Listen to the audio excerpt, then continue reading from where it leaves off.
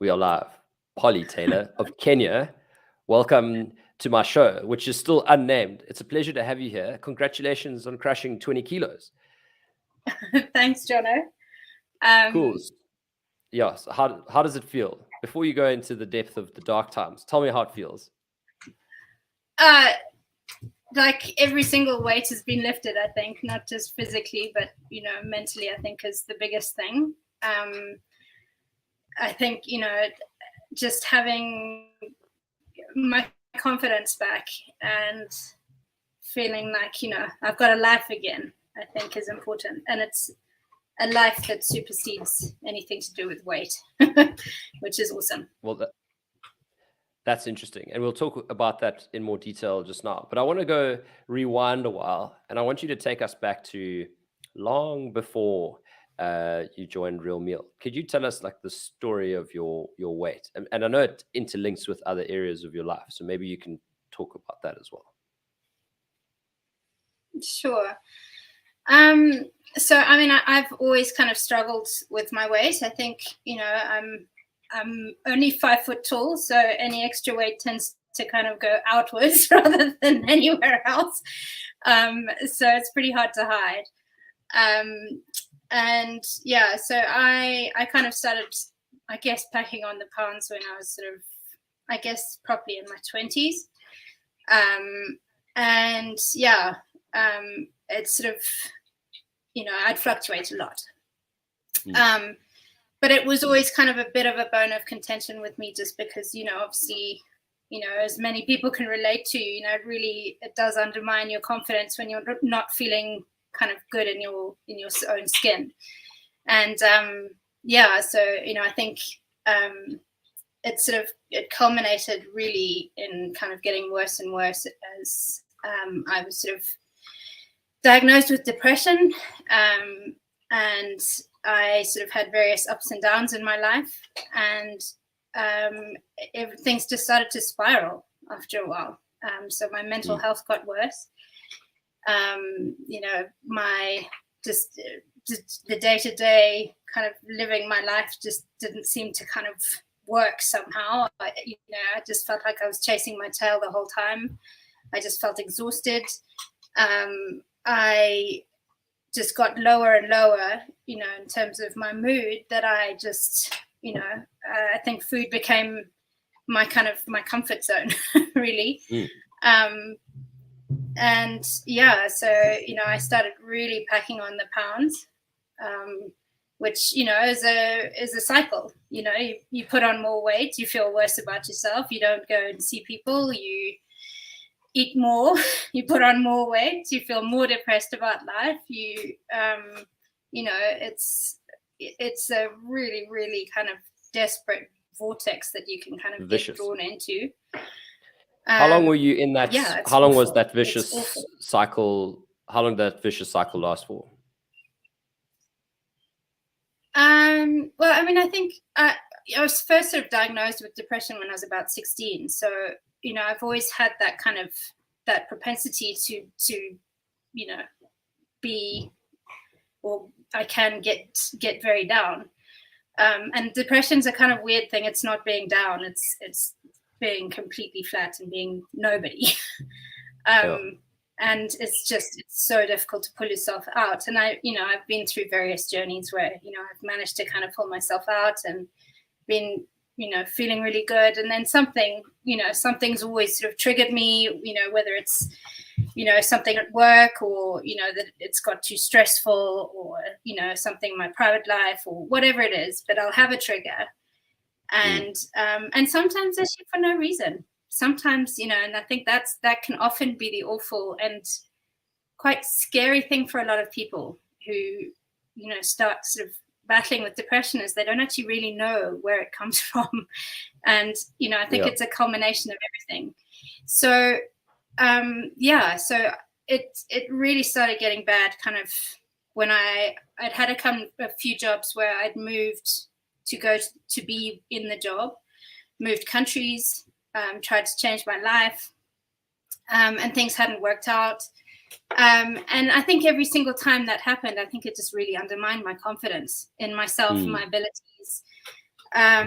and and then I think, in hindsight, I think I can sort of really say that as my confidence kind of dwindled, I then started sort of accepting jobs that probably weren't right for me. They, just not a right fit. Sort of being with people who, again, shouldn't really have resonated with me, but did at the time, I think. But I think, maybe I was looking for something else that I felt that I needed, but actually kind of now in hindsight, I also realized that I didn't need.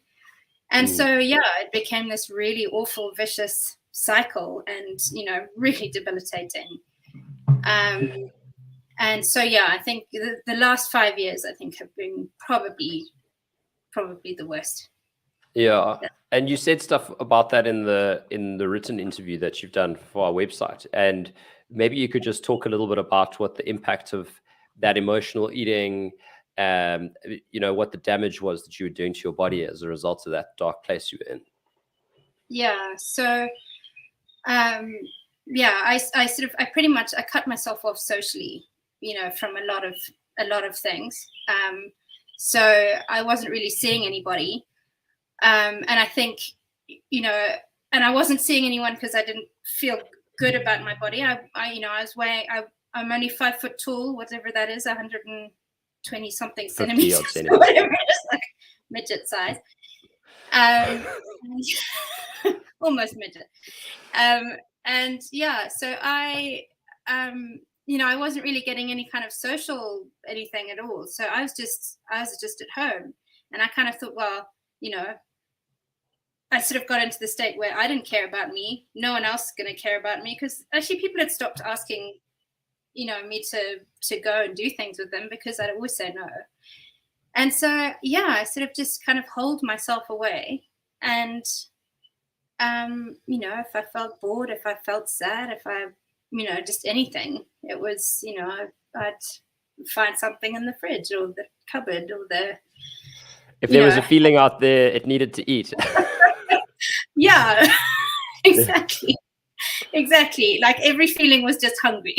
Like it just needed to be, it was this huge monster that just needed to be fed the whole time.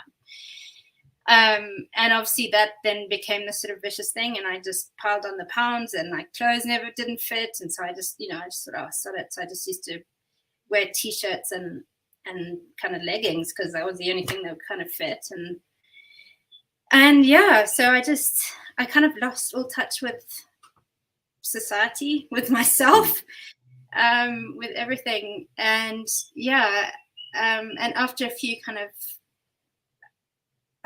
sort of bad or difficult times, my depression got so bad, and I'd stopped going to the doctor. I just didn't even think I was worth even just bothering to go to the doctor to go and talk about it. I was self-medicating.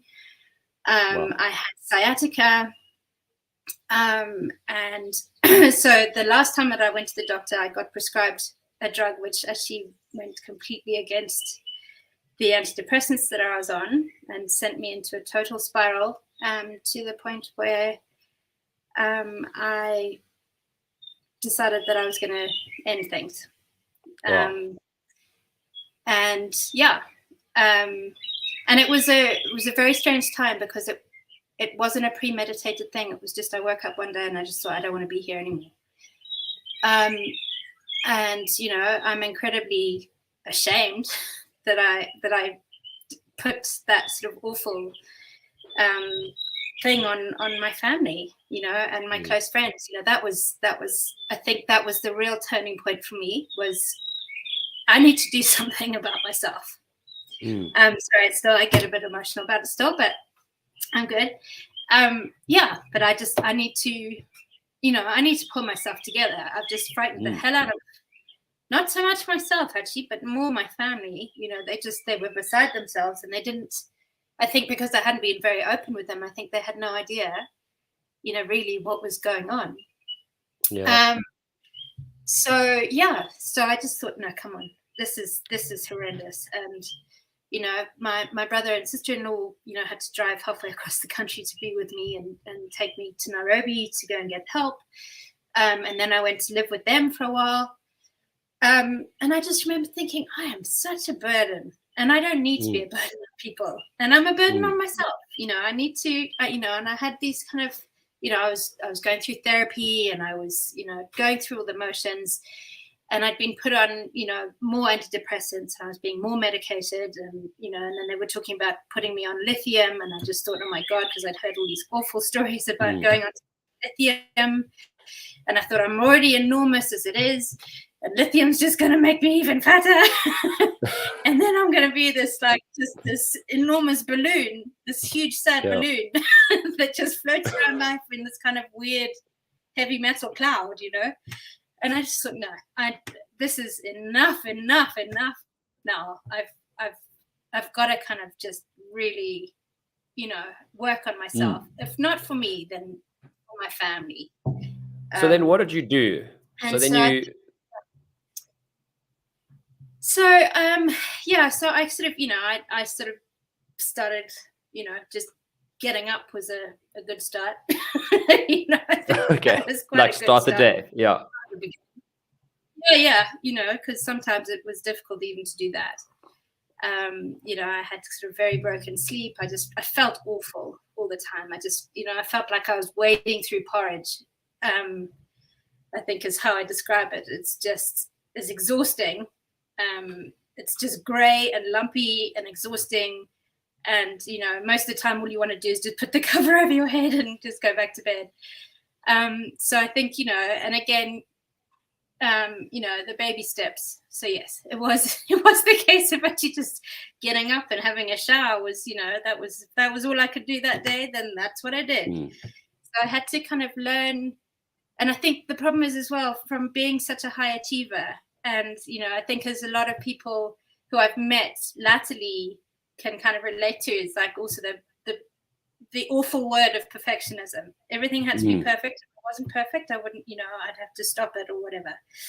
Yeah. So I had to kind of really learn to be imperfect and just to try and do the bare minimum and to try and walk before I could run, literally. Yeah. So, before I could, I got out of bed and then it was a case of, okay, come on. I've got two beautiful dogs who, need a walk. They need a life too. Because they'd stopped getting walks. It was just, I was feeling that I was letting everybody down, and I felt that there's no point having dogs if you're not even going to kind of. Feed them every day. That's fine, but they need everything. They need stimulation too. So I think that was the kind of culmination. I started walking. I started. Well, actually, when I was walking, I think that was the sort of time that I would use a lot to meditate. I think you cogitate. What I do anyway, but you cogitate a lot when you walk. And I think maybe it's that sort of rhythm, just sort of one step in front of the other, and you start kind of thinking about stuff. And, I was going through a lot of therapy at the time. So, I'd have to sort of do a lot of thinking about all that kind of stuff. But I think just getting up was the first step. And then I thought, okay, now I've got a sore back and I've got sore knees and I've got sore everything. What can I do to kind of stop this? So I thought, okay, well, fine. I've got to lose weight, and I've got to lose weight, for my health. I've got to lose weight for my peace of mind and just my sense of self inside, my mental health. I think it was always a big kind of block, and that I have to live this life that I've been given. I'm a lucky person that I have this life, and I have to do whatever I can. So I joined up with RMR. But again, I thought, it's fine. I can do this by myself, Yeah. Everyone goes on diets like all the time, and people lose weight, and it's cool. I'll just read some stuff, and so I thought, fine. Jonno says, throw everything out of the pantry that throw that out of the fridge. Okay, sweet. Okay, now only eat green list. Okay, cool. Only eat green list. But I you know, I just read the bits I wanted to read. I didn't read everything. Yeah. I think that's, you know, a major stumbling point with so many people. I think people always kind of rush into diets thinking it's going to be this amazing miracle cure, and they're going to just like drop 3 million pounds in 24 hours or whatever that kind of weird illusion is. Yes.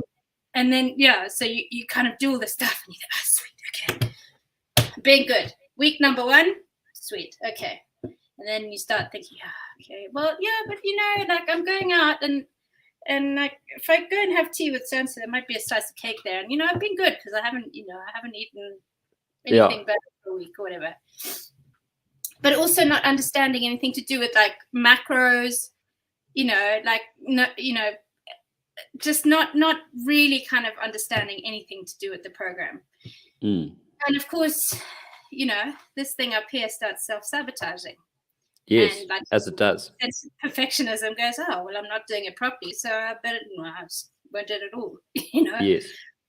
So, you know, you have that one piece of cake that your little brain here, the bad angels sort of told you that, you know, it's a good idea to do it. And then you just think, oh, well, sod it. You know, I tried, didn't work. We call that, we have an affectionate name for that. That's we call that the fuck it switch. Where you have like one crumb touches the lip and then you let it go. Yeah. It's real. It's really real. So how long was it after you were winging it? Because you ended up signing up for. Did you do coaching first, or did you do the eating psychology first? I did coaching first. I started with coaching. So I think I saw a photo of myself on my 40th birthday. Yeah. Which was in November 2020, and I just remember thinking I didn't even recognize that person. You know, I like someone had sent me a whole lot of photos and I was like, who is that person? And then I was like, oh my God, that's me. Wow. And like, you know, like in your head, you have this totally different idea of what you kind of sort of look like. And the other thing, you know, that was, I hadn't even looked at myself in a mirror for years. Like I had this complete aversion to mirrors in my house. As long I could see this bit and that was it. Like anything like long mirrors and stuff, they had something over them or something in front of them or something, so I couldn't catch my reflection. So I actually really didn't kind of physically know what I looked like anymore. And so I think that photograph, and I am very camera shy, so you know, I try and stay away from photographs as much as I can. And I think, you know, that was really the thing. And I thought, oh my God, this is not cool. Right. This is like, this, you can't do this yourself anymore. And yeah, so I think it was from between then, so that was November until I think I started coaching in September 2021. Okay. So in all that time I was, you know, doing the whole, you know, putting yo-yoing a bit. Yeah, just, you know, trying and then not trying and giving up and sort of, you know, spiraling. And, you know, but it wasn't just everything was spiraling. You know, my mental health was spiraling, my diets were spiraling, my relationships were spiraling. Everything just felt like all I was doing was just spinning plates the whole time and always just waiting for them to drop. So, you know, that was a big thing for me. And I just thought, no, if you feel this unhappy about it, do something about it and do it properly this time. I think that was the biggest thing. And so what did you get out of coaching that really made a difference for you? So I kind of, you know, I thought, I'm just going to do coaching and it's just going to give me some accountability. So, you know, I have to have somebody that I'm honest with every, you know, and this is going to be a warts and all thing. So I'm going to be totally honest right at the beginning, how much I weigh, even though like it was just the most embarrassing kind of thing for me that I weighed that much. And I thought, okay, fine. I've got to rip off the Band-Aid. I've just got to be as open and honest as I can, even though everything inside me was screaming at me, just going, what are you doing? So I thought, so like every week I'll just have to do kind of, you know, a weigh in, and then we'll discuss like, you know, how I'm doing and, discuss how the kind of meal plans are working or whatever. So I was thinking, okay, that's cool. We'll do that. And then I was introduced to Tessa, my coach. In fact, I think you introduced us when we were I think there was a class or something. We were both there. And, and you were like, oh, you guys don't even know that you. I remember that. Yes. Yeah, so that was really cool. And what was so nice was that I suddenly just opened up to somebody, and I just said, okay, this is who I am, and this is my story, and I've been trying really hard to do something about it, but I can't, and I need your help. But it's, I think it's been so much, that whole thing has been so much more than, just the kind of the accountability thing. It's, as Tessa will know, I spiraled quite a few times, and so there were regular check-ins and how are you doing today? And it was just the kind of just little small gentle words of encouragement. Didn't that really kind of got me through when I just thought, I was ready to sort of just chuck it in the bucket again. That was my and I just, my whole ethos in life was, you're not worth it. You've never been worth anything, so why bother? Don't and this whole self-sabotage thing that's going on in your head, where my mantra used to be, you're useless. And so I think that was and I think Tessa kind of just slowly sort of started bringing me out of it. Yeah.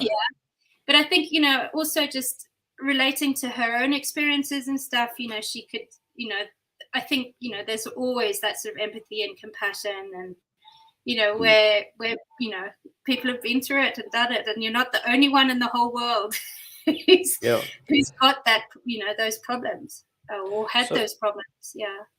So with the coaching thing, what sounds like you're saying is that you started the coaching to get a grip on doing it right, getting the keto part right. But then you're saying that actually it was more of like a relationship thing. But did you still get the keto stuff from that? Oh my God, and some, just all the little tips and tricks, and really kind of making sure that you worked on your macros, and that was a total game changer. I mean, we can all sort of try and choose to have a ketogenic diet, but we don't really understand what it is, and we don't understand that actually you need to, it's a real balance, and it's so kind of personal to you, and I think that was what was really interesting, is that it's not just a kind of one thing fits all, that actually when you really kind of work out exactly what your macros should be, that actually things start working so much better for you. And I think and that was really beneficial, and I think and Tessa really kind of showed me how it works, and suddenly working out that if you're not losing weight, it's actually because probably your fats are too high and you need to up your proteins a bit more.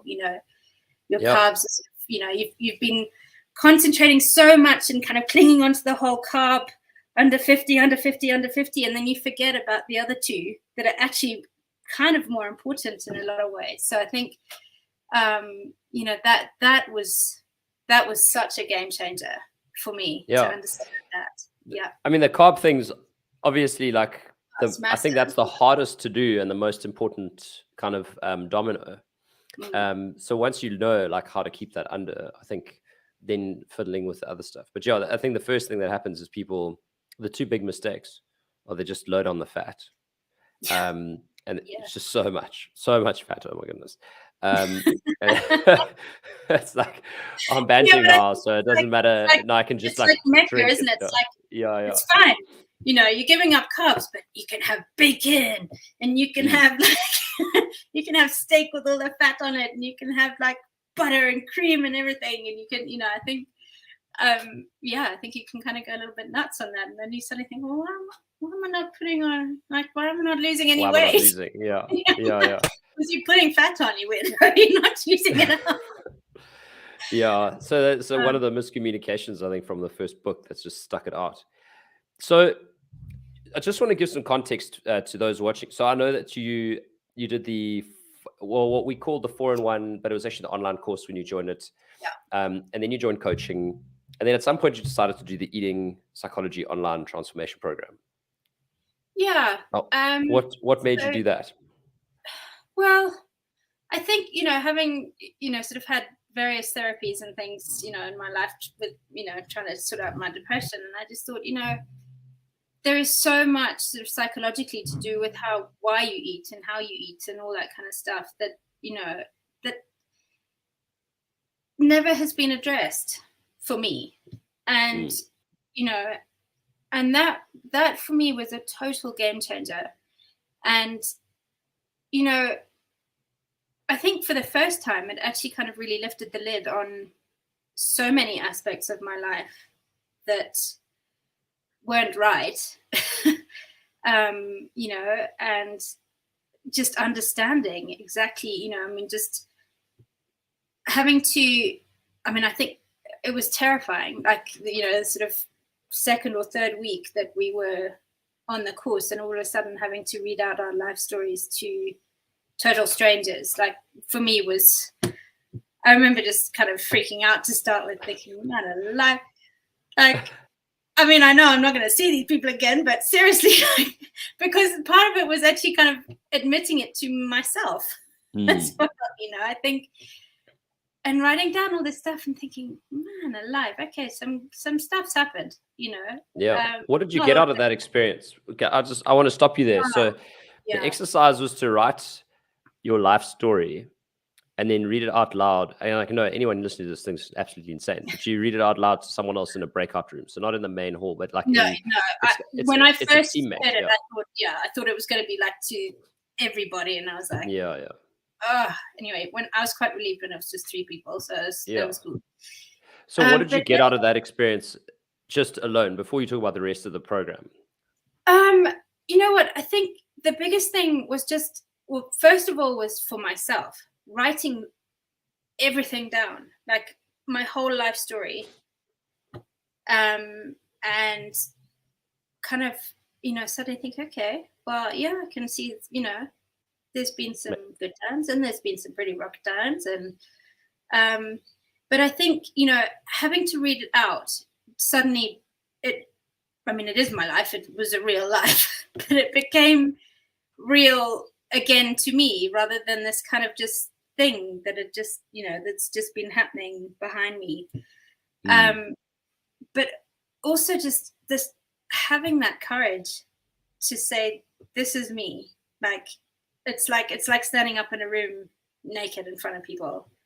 And it was terrifying, but the other people in my group also had to do it. And all of a sudden we realized that, even though we'd had sort of, we'd been brought up in totally different parts of the world, we'd had a very different journey from one another, but we did have several kind of commonalities that had kind of obviously culminated in, the reason that we were all together in that,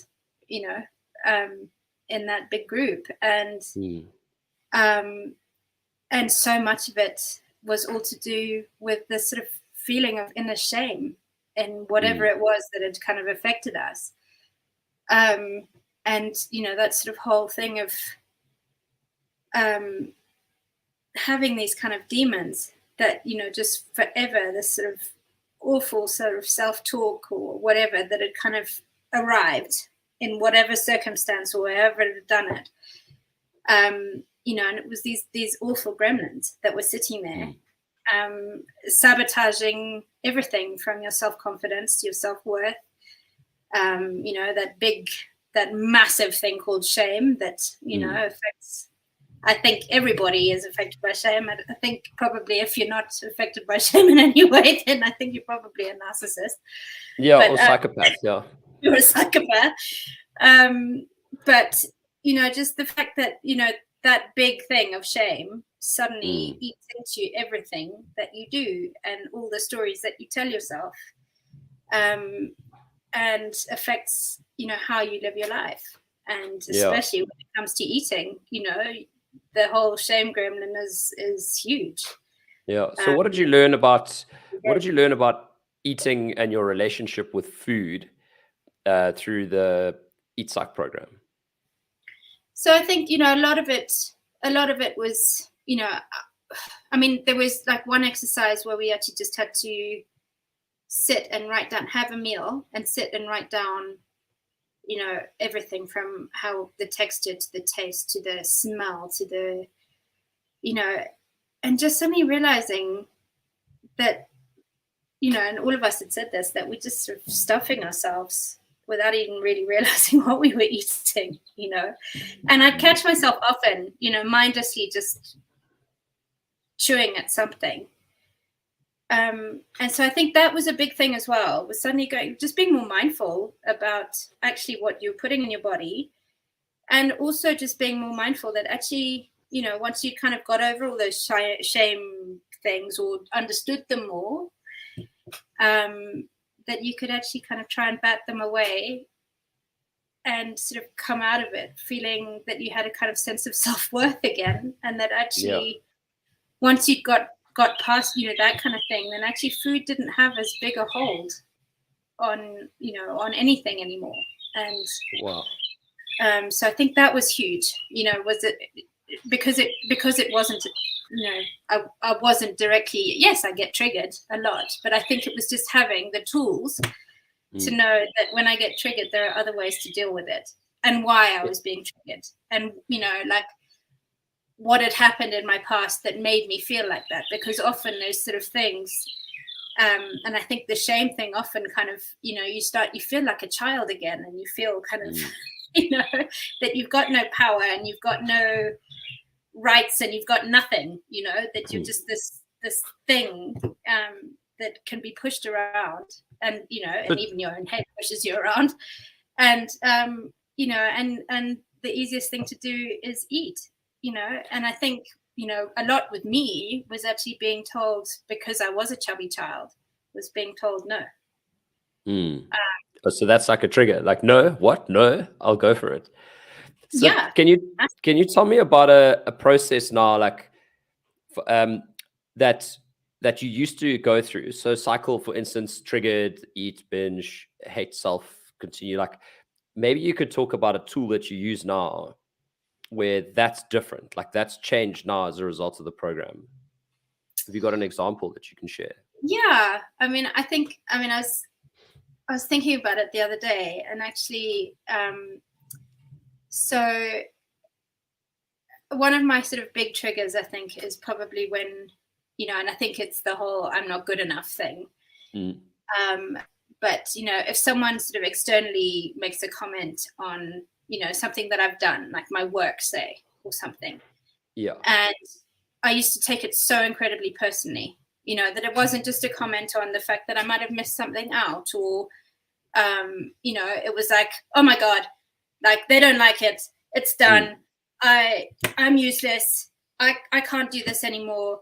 I think I should just resign my job because, obviously, like there are a million people that are much better than me at doing this. So, and you have this thing, and then like I'd wake up in the morning and I'd still be churning. And then I'd remember I'd get into the shower, and all of those kind of conversations are just round in my head, because somehow, I don't know, I always sort of, all the bad sort of stuff seems to kind of all used to just sort of when I was having a shower. I don't know, maybe it's just being still for like 2 minutes or something, but I used to wake up in a bad mood, stewing, sweating, reliving all of those things time and time again. And so I'd get out of the shower and I go, okay, right, have a shower. Now I'm going to just flip and eat. I feel really hungry. I'm stressed. I feel really hungry. I feel out of control. I just, So, and that was my thing. And I'd sit and I'd eat until I, had kind of numbed myself. Until it was done, until the eating was done. Yeah, literally. And it was purely just like a numbing thing. Whereas now, I can catch myself in the process of and it's not to say that you will never get triggered again after this thing. It's just more about how you deal with the trigger and how you can stop it and nip it in the bud. So, I have this thing where if I suddenly feel like I'm, something and I'm cogitating, I shout it out aloud. I'm like, enough. Oh, wow. Yeah. Because that is enough to just like shock me out of it and just go, will you flip and give it a rest? It's over. That's so great. Done. Flip and put it That's away. like Brené Brown. She does this thing where she says, pain, pain, pain, pain, pain. Yeah. But that's otherwise, awesome. Because, and I do now, and I mean, obviously I don't do it like out loud if I'm with people, because otherwise I think I'd be put back in the loony asylum or something. But, but, it can just be enough in my head, just to go enough. Yeah. I think also the other thing that has really helped is that I really found with the Eat Psych thing was all about boundaries and learning that actually you don't have to let everybody in to your inner sanctum. And that actually, some people's comments don't have to be taken in either. So you don't have to take them. Not everyone's opinion is a spear. Yeah. Exactly. And so, you create your own boundaries, but you also make boundaries with people. So, if you feel, and this has been such a huge thing for me, is being able to say no for a start, because, like people pleaser, try and do a million things to help everybody else over myself. That's always been, who I've been. But actually now I just, I have sort of, I think my sense of self-worth is that I actually have to now understand that I also have to look after me first and foremost. And it sounds, when you first say that kind of thing, it sounds so selfish, but it's not, because, like I was thinking about it the other day. I was sitting on a plane, and how they say, like, if the cabin loses pressure, that you've got to put your oxygen mask on before you help anybody else. It's the same thing in life. Like you actually have to kind of have some kind of, in order to give, you can't give from an empty bucket. It's like you can't give oxygen if you haven't got oxygen yourself, because you're going to be, passed out in a coma. So I think, that was a huge thing for me as well, was just going, okay. And also knowing that when I was going to be triggered, or if there was something that I felt that was unjust, that I could gently and quietly go to that person and say, okay, I understand your reasoning, but, could you show me a different way of looking at it? Or, can you actually kind of tell me what it is that I've missed out of, whatever it is in, whatever it was that I was doing for work, rather than just going home, crawling under my shell and just going, oh my God, everyone hates me and I'm useless. So I think, that's been such a huge game changer, because it just means, and I think so many people have noticed, and, I think, when you asked me to kind of answer the questions beforehand, so I kind of knew what I was getting into, I think that more people have noticed the lightness in up here than the lightness. Yeah. That's amazing. Yeah. So I think, that's the and also a kind of, the weight thing for them was never a big thing, for them. It was more the worry about my mental health that I think was, the weight thing was my thing. Yeah. People, you always judge yourself far more harshly than other people judge you. Absolutely. So I think, just being able to, it's just given me so much more confidence in myself, in my abilities, in me as a person, that it's, I think that's been the total game changer for me. Definitely. Yeah, that's amazing. The food's just an amazing kind of little side note, but it's for me, the journey has been fixing this stuff. Yeah. So there are a couple of things that come up for me. I think the first is, what people might be watching, wanting to know, it's like, how do you lose the 20 kilos? And what you're saying is like, it's not about the 20 kilos. No. So how do you explain that to someone who's like, I desperately want to lose weight? And you're saying, I desperately wanted to lose weight, but actually now I realized it wasn't really about the weight. And they're like, cool, I understand that, but I still want to lose the weight. So like, what do you say to someone who's thinking that? Yeah. I mean, I probably, if I was watching myself, and I was like myself in September, I'd just go, oh God, not another one of those weirdos again. Like, yeah. He's spewing these mantras at me. Like, just lose the weight, man. Yeah. Just tell me how to lose the weight.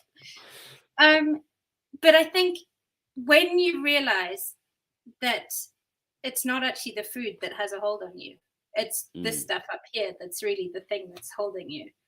It's got nothing to do with food. Food suddenly kind of diminishes in its importance in your life. And I think that is the huge thing. I'm not, I now find that I'm not, my first port of call is not kind of, if I get triggered, is going straight to the fridge or the larder or whatever, because it's not. My first port of call, if I'm really stressed, is to go for a walk, and I think, or to go and see somebody. I think that's also such an important part of everything, is maintaining your social life, maintaining those connections with people. And I think, a lot of us, when we're feeling really bad, I think, can hide away. But it's just being able just to connect. And it doesn't even matter if you just go to someone's house and just sit there.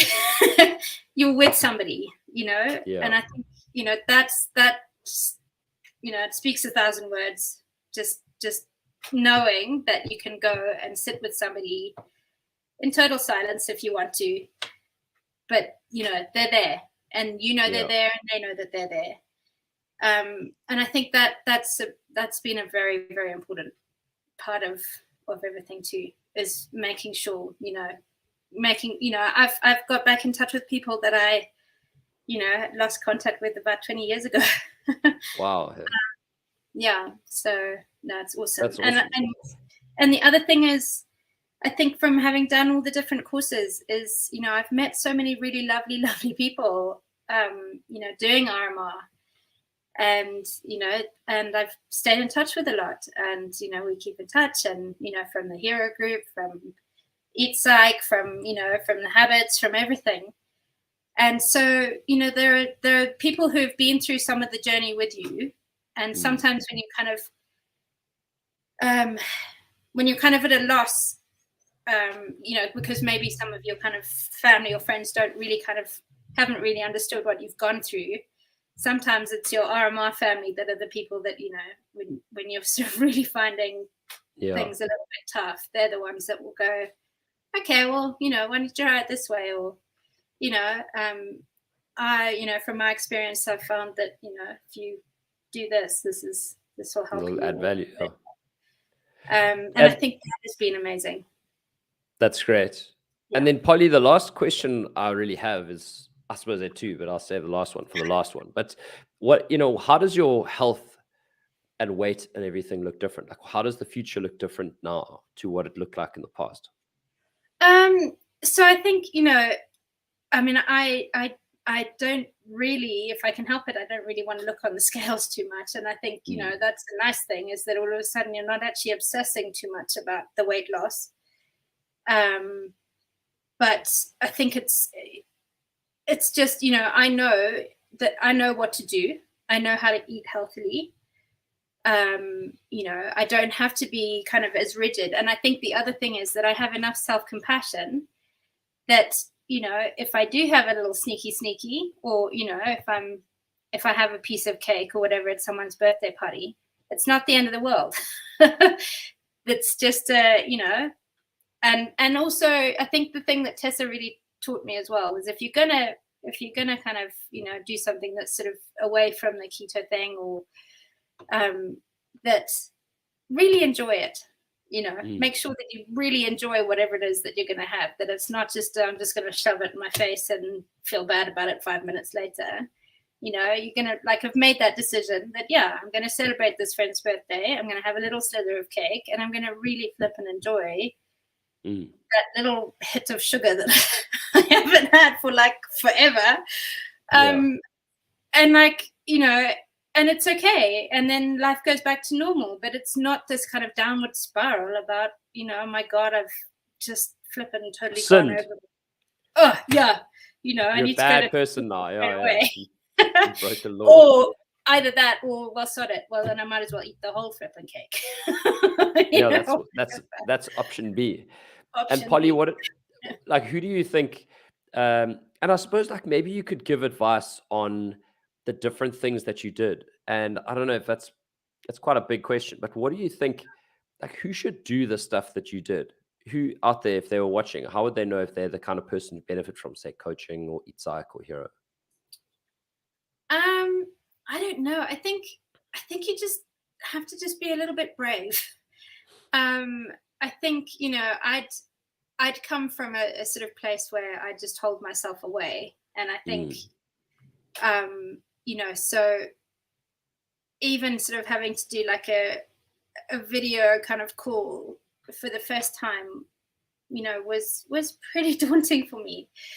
But I just thought, no, I've made the decision, I've got to do it and I've got to do something about it. And so, and as I kind of, learned more on the course, I realized that actually often it's the things that make you uncomfortable, whichever way, mentally, physically, that are the ones that actually kind of, lead you in the right direction. So, the sharing thing, the being vulnerable with people was the most terrifying thing. But once you do it, all of a sudden people go, oh yeah, but I used to be like that, or I've got the same, I've had it, and you suddenly think, oh my God, you're another weirdo. Awesome. I'm not the only weirdo. I get it. And so I think that's really important, is just to try your hardest. Even if it feels like it's just so not kind of you. And there's so much support, and I think it's also the asking for help and knowing that there's help there. Is amazing, and I really do kind of think that RMR, it is a big family. It's amazing. You kind of just get kind of welcomed with open arms to this kind of warm family. You're like, hey man, we've all kind of been on this journey, so how's it going? And you suddenly realize, that you're not alone, and that you have, even if you are the most kind of shy and introverted person, there are a lot of shy and introverted people, who can kind of put themselves out there and get amazing results. And I think, when you feel, and I think that's the thing, is just when you feel kind of more in tune and more self-aware of everything, the food thing is just out of the window. Less important. Less important. I'm not saying that it's not at all important. I went all guns on, right at the beginning of doing, complete sort of weekly food plans and working out exactly what my macros were going to be. And, I'm lucky. I don't live close to shops, so I have to plan, what I'm going to eat. Once the deed is done, it's done. Yeah. Once the deal's done, it's done, or you starve. Which is also, intermittent fasting is not a bad thing. But I think it was just trying to immerse myself as much as possible, and actually, and being more open with my friends and family about it. I think, because often when I've been on, so-called diets and stuff before, I've been quite secretive about it, because I've kind of felt like I'm sort of being judged, really, because, another diet. But, I think because people just saw such a difference in this thing up here, they're like, well, what are you doing? Because like something's seriously working. So I think, you know, that then kind of helped to kind of push down barriers, I think, maybe as well, which was important. So yeah, I'm not going to say that it wasn't hard work. You know, like 20 kilos did not just fall off me. Yeah. And, you know, I've been exercising, I've been running, I've been intermittent fasting, I've been, you know, just trying as much as I can, all the things, working out kind of what feels good, what doesn't, what's really hard, what's easy, you know, and or not easy, but at least is less challenging. And sometimes just pushing myself a little bit more and going, okay, come on, you know, like sometimes you do have to swim against the current for a little bit just to kind of, you know, get over that little waterfall, and then it's a lot easier. Yeah. And I think, you know, that's been the most important thing, is just actually realizing that I'm important enough to myself to actually to do it, you know. And I think that was big. Yeah. Well, Polly, I've taken up enough of your time. So thank you so much for coming online and sharing quite deeply and openly about everything you went through to get from where you were to where you are right now. And I remember seeing you on your first day, by the way. I remember. And I think you even said like, like, I'm not used to this. And yeah, just to see where you've come, it's absolutely amazing. And so I'm, you know, apart from grateful that you've come online, I'm just so happy for you for what you've done with your life and how you've created your own transformation. It's amazing. So thank you so much. Thanks, Jonno. And thank you to everybody on the RMR team. You guys rock. You're awesome. Yes, I love that. Okay. Thanks, Polly. I'm going to end